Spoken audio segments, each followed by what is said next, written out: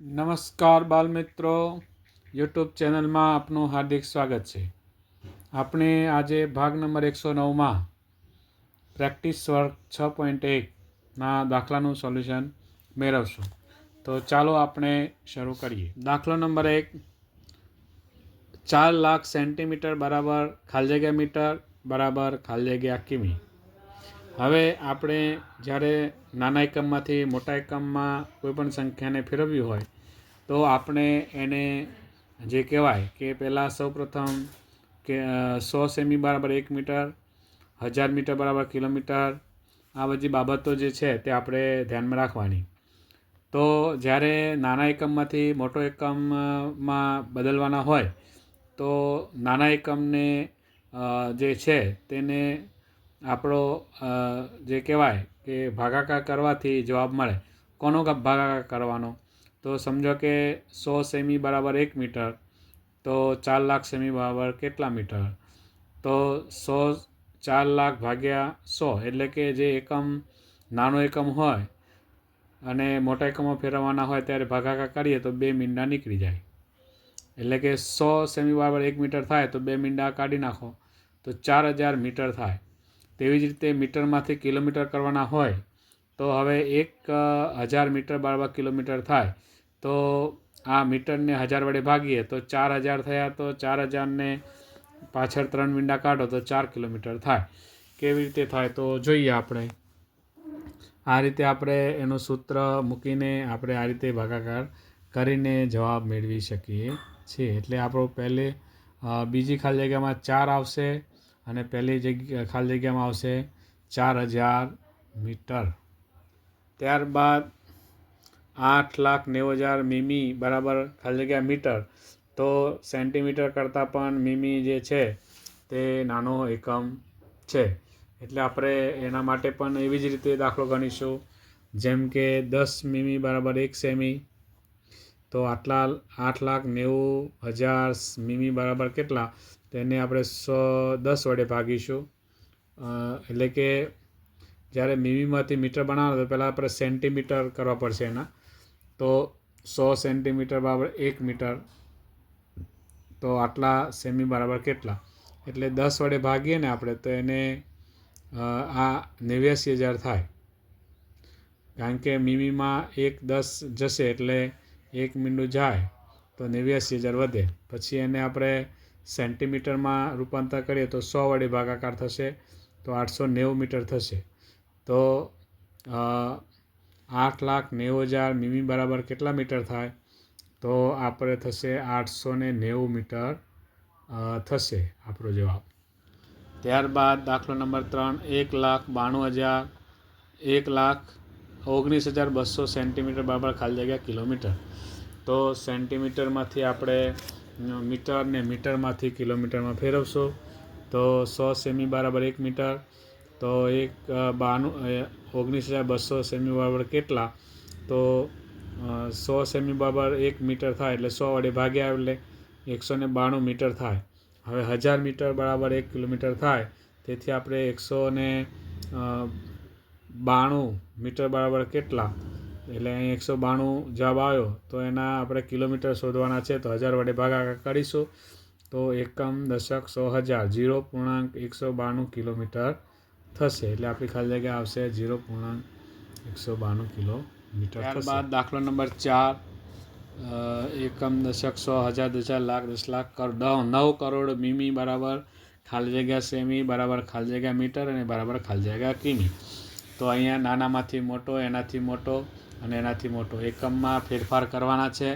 તો આપણે આગળ જોયું તેમ સૌપ્રથમ આપણે 1 મીંડું ઉડાડીશું એટલે સીધો જવાબ આવી જશે અહીંયા.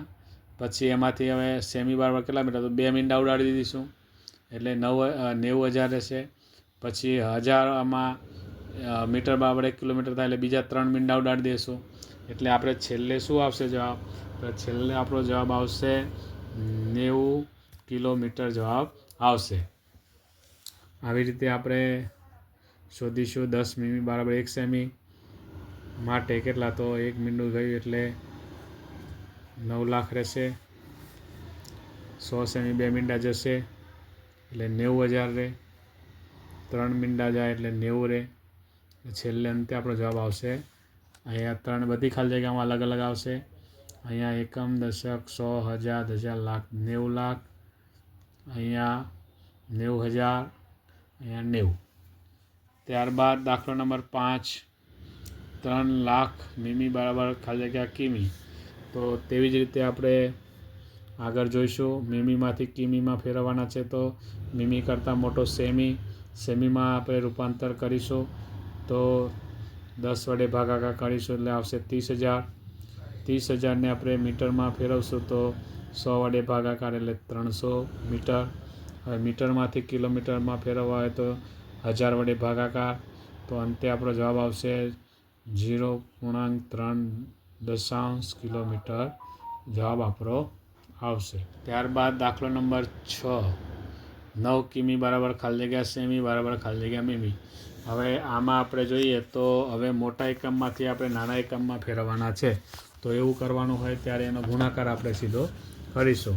જેમ કે 9 કિમી બરાબર ખાલી જગ્યા સેમી, તો 1 કિમી બરાબર 1000 મીટર, તો 9 કિમી બરાબર કેટલા, તો 9 ગુણ્યા 1000 કરીએ તો 9000 મીટર સેમી એટલે 9000 મીટર થાય. આપણે સેમીમાં શોધવાના છે. હવે 1 મીટર બરાબર 100 સેમી, તો 9000 મીટર બરાબર કેટલા, તો 9000 ગુણ્યા 100 કરીશું તો આપણને જવાબ મળશે એકમ, દશક, 100, 1000, દશક, લાખ, 9 લાખ સેમી આપણને અહીંયા લખવાના. અને એમાંથી પાછા આપણે મીમી કરવાના હોય તો પાછા 10 વડે ગુણાકાર કરીશું તો આપણને આવશે 9 લાખ એટલે 90 લાખ થશે. અહીંયા એકમ, દશક, 100, 1000, દશક, લાખ, 10 લાખ, 90 લાખ મીમી આપણો જવાબ. ત્યારબાદ દાખલો નંબર 8, 8.9 કિમી બરાબર ખાલી જગ્યા મીટર. કિલોમીટરમાંથી મીટરમાં ફેરવવા માટે આપણે સૌપ્રથમ 1 કિલોમીટર બરાબર 1000 મીટર, તો 8.9 કિમી બરાબર કેટલા મીટર થાય, તો 8.9ને આપણે અપૂર્ણાંકમાં લખીશું એટલે 89 ગુણ્યા 1000, 1 મીંડું ગયું એટલે 8900 મીટર આપણો જવાબ આવશે. ત્યારબાદ દાખલો નંબર 8, 0.3 કિમી બરાબર ખાલી જગ્યા મીટર બરાબર ખાલી જગ્યા સેમી બરાબર ખાલી જગ્યા મીમી. તો આમાં આપણે જેમ નાના એકમમાંથી મોટા એકમમાં ગયા એમ મોટા એકમમાંથી નાના એકમમાં જતા જઈએ તો 0.3 કિમી બરાબર કેટલા મીટર, તો એને 1000 વડે ગુણાકાર કરીશું તો આપણને મળશે જવાબ 300 મીટર. 300 મીટરમાંથી પાછા સેન્ટીમીટરમાં ફેરવવા માટે એને 100 વડે ગુણીશું. અહીંયા 1 મીટર બરાબર 100 સેમી, તો 300 મીટર બરાબર કેટલા, તો 300 ગુણ્યા 100, તો અહીંયા આવશે 30,000 સેમી. ત્યારબાદ સેમી માટે મીમી બનાવવા માટે આપણે 1 સેમી બરાબર 10 મીમી, તો 30,000 સેમી બરાબર કેટલા, તો 30,000 ગુણ્યા 10 કરીએ તો 3 લાખ મીમી આપણો જવાબ આવશે. ત્યારબાદ દાખલો નંબર 9, 0.04 કિમી બરાબર ખાલી જગ્યા મીમી. તો હવે એને આપણે કેવી રીતે આપણે ગણીશું, તો એમાં પણ આપણે આગળ જોયું એમ 1 કિલોમીટર બરાબર 1000 મીટર થાય તો 0.04 કિમી બરાબર કેટલા, એને આપણે 1000 વડે પહેલાં ગુણીશું તો આપણો જવાબ આવશે 40 મીટર. 40 મીટરમાંથી પછી આપણે એના સેન્ટીમીટર કરીશું તો 1 મીટર બરાબર 100 સેમી, તો 40 મીટર બરાબર 40 ગુણ્યા 100 એટલે 4000 સેમી થશે. અને સેમીમાંથી મીમીમાં કરશું તો ગુણા 10 વડે ગુણાકાર તો 40,000 મીમી આપણો જવાબ આવશે. ત્યારબાદ 10મો દાખલો 30 કિમી બરાબર ખાલી જગ્યા સેમી બરાબર ખાલી જગ્યા મીમી. તો તેમાં પણ આપણે એવી રીતે કરીશું કે 1 મીટર બરાબર 100 સેમી, તો 30,000 મીટર બરાબર કેટલા, 30 કિમી બરાબર ખાલી જગ્યા સેમી એટલે 1000 વડે ગુણાકાર કરીશું કારણ કે મીટરમાં ફેરવશું એટલે 30,000 મીટર થયા. મીટરમાંથી પાછા આપણે સેન્ટીમીટરમાં લઈશું તો 30,000ને આપણે 100 વડે ગુણીશું તો આપણને આવશે એકમ, દશક, 100, 1000, દશક, લાખ, 10 લાખ, 30 લાખ સેન્ટીમીટર થાય. અને 30 લાખ સેન્ટીમીટરના મીમી તો ગુણ્યા 10 કરો તો 3 કરોડ થાય. એકમ, દશક, 100, 1000, દશક, લાખ, 10 લાખ, કરોડ એટલે 3 કરોડ મીમી થશે. અને 30,00,000 સેમી થશે. તો આજે આપણે ભાગ નંબર 109માં દાખલા નંબર 1 થી 10નું સોલ્યુશન મેળવ્યું. હવે આપણે ભાગ નંબર 110માં આગળના દાખલાનું સોલ્યુશન મેળવશું. નમસ્કાર.